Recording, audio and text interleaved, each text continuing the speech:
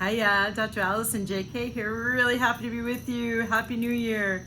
So I remember when I was asked by my administration in the international school I was teaching in over in Taiwan to teach an elective. And what I created was a course called Global Psychology. And half of what I used was the Intro to Psychology 101 text that was used and is used in all college psych intro courses. The other half of the texts I used were what the Dalai Lama had produced from his biannual summits every other year with Western scientists, neurobiologists, psychologists, behavioral specialists, all of that. And so it was really interesting to me when at this point I had been a meditator myself for at least 15 years and having taught meditation, including in this course, for about 10 of those years. And so I was in a way reviewing what I had learned as a meditator, observing my own neurology from the studies I had done as a meditator and then as a meditation teacher, as I reviewed the Intro to Psych text. And one of the most fascinating things is there's two different chapters in the Intro to Psych textbook. One of them is sensory, one of them is perception. So this is me now marrying Buddhist meditation with Western psychology, something that I'm not hearing anybody else talk about, in that when our five physical senses, our eyes, for example, see something, they automatically then go, they meaning our functioning of our neurology, then automatically goes into the files. And from Buddhist meditation, our ego mind, it goes into the files of what already has been experienced. So there is prediction happening from the past.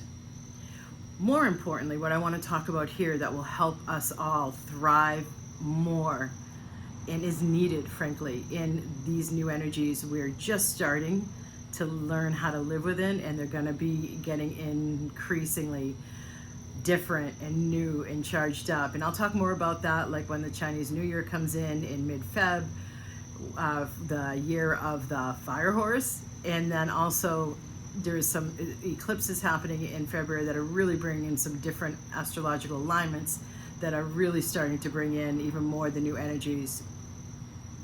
So what I'm talking about right now are our five physical senses have been given to us by the divine with thresholds on them. So whenever we sense something, there is a threshold on our five physical senses so that what we're picking up, we're not picking up too much of all of the plethora of metaphysical or multidimensional data that we are actually existing within, yeah? So those thresholds, as a job of the ego mind, helps to keep us safe and able to navigate the physical plane amidst all the actual metaphysical data. Now, my first book, What If There's Nothing Wrong, goes into a long discussion about how by focusing then on reason in the age of reason, we have disregarded the knowing that in the West there was about the metaphysical and the multidimensional. We've ended up for centuries focusing on reason. However, one of the things that was really interesting to me is it helped me understand how, when I remember this when I was in India for my yoga teacher training, and learning about how in the process of meditation we are able to expand our perceptivity, ESP, gradually from expanding our consciousness increasingly from a steady meditation practice. So that made me understand, okay, so then those thresholds on our five physical senses get lessened bit by bit by bit so we can pick up more. So what I'm getting at here is, yes, part of what happens from the clearings and activations that are the signature vibrational upgrade clearing and activation that speeds up the results of meditation. But more specifically, if you think back to what I said, the ego mind goes into its files to be able to label what one of our five physical senses are picking up really quickly beyond like our conscious observation. So I typically give the story about how I was with a friend at a market in Taiwan and we saw a different kind of exotic fruit. We didn't know what to call it. Our minds went, it looks like a pear. We're in Asia, Asian pear. So that was able to be observed in this context of how I was already seeing and perceiving and thinking.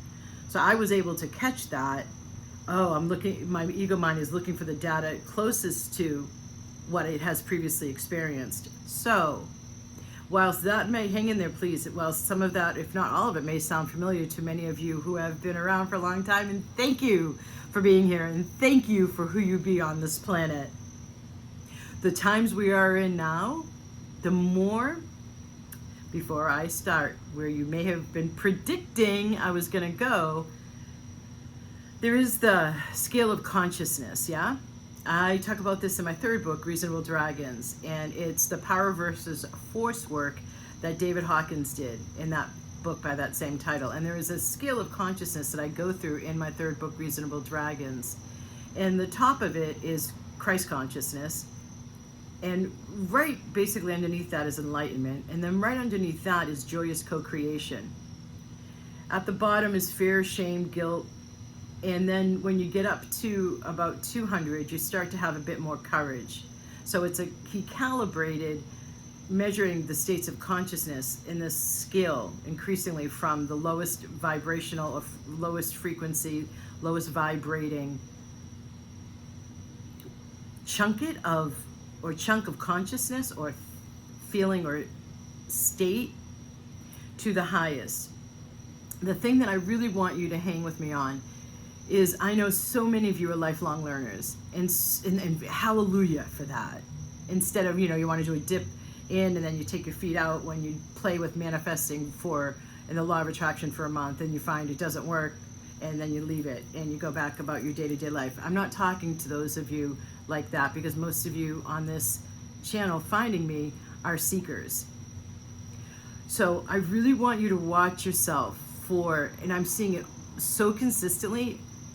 My guidance has been wanting me to talk about this for a long time. And yesterday I had a chat with a colleague, and she was reminding me of the scale of consciousness and how when we hit, so he had at 400, remembering that all of the lower ones beneath 200 were like fear, shame, guilt, all of those heavy, dense thought forms or states of being, habituated states of being, not a random, fleeting, fear-driven thought. From 200 starts some courage and increasing empowerment. At 400 is reason. Now this is a man, and he did this, I believe, back in the 80s, so keep that in mind too. But at 400, having reason there, when the whole scale goes up to 1,000, with Christ consciousness at the top, enlightenment right underneath that, joyous co-creation right underneath that. What my colleague and I were talking about yesterday is how much people who have been in this spiritual industry, that it has now been able to become different than like the 90s, where it was mostly bookstores and in-person talks and workshops and retreats. Now it's all over, right? You know that here I am on a social talking about this, one of the many voices. So there's exposure you have gained through all your seeking to the stuff about intuition, intuitive development, manifestation. I call it co-creation because it's different than manifestation. You think you know. Your ego mind is most comfortable, meaning the self-talk that you hear comes from the ego mind, and that's only about 15% of what's in our consciousness, from the front to the back. Subconscious, unconscious, conscious mind, higher self, super consciousness. So we hear thoughts just from our ego mind, and that's only, the stats are 15% of our consciousness overall. I think it's more like 5 to 10%. Part of its primary baseline functioning is whenever something is observed, smelled, touched, felt, whenever we interact or encounter something in our environment and it comes through one of our 5 physical senses, our ego mind automatically goes to what do we know that's familiar, so it can classify it, label it, again, beneath our conscious awareness to help us navigate the physical plane. So there is a predisposition, all of that having been said, to help contextualize, there is a predisposition to a sense of feeling safe from knowing something.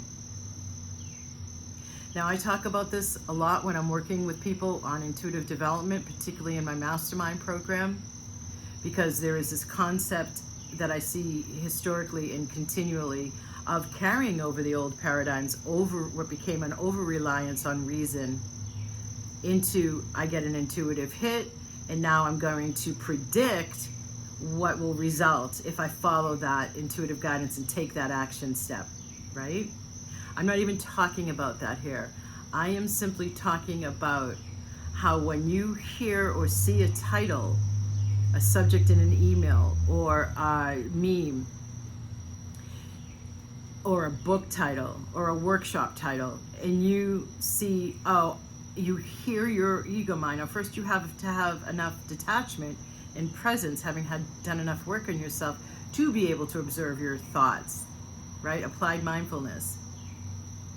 So all of that's cultivated, yes, through meditation, and also the clearings and activations. I do speed that up, that distance or detachment, so you can observe your thoughts. Whenever you observe your mind going into, oh, I've already read about that, oh, I already know about that. This field of consciousness, of the multidimensional, of the metaphysical, if you truly are a seeker, you realize that the more that you learn about this universe of metaphysical, multidimensional energetics and consciousness and how to operate in it beyond the veil of 3D life, the more there is to learn. So it's like a lot of people hit the 400 threshold on that scale of consciousness to reason, and they're like, oh, I know what this thing in the spiritual industry is talking about, and dismiss it instead of going deeper, which is what is required to actually be the embodiment of the energies and the consciousness that will help you become ever increasingly an aligned, higher vibratory bridge between heaven and earth, which is what is the intention and what makes manifesting become co-creation. First thought, best thought. That's a Zen Buddhist saying. That's more about following intuition before internal debate happens. But that does have a tone to what I'm talking about here. You may think you know.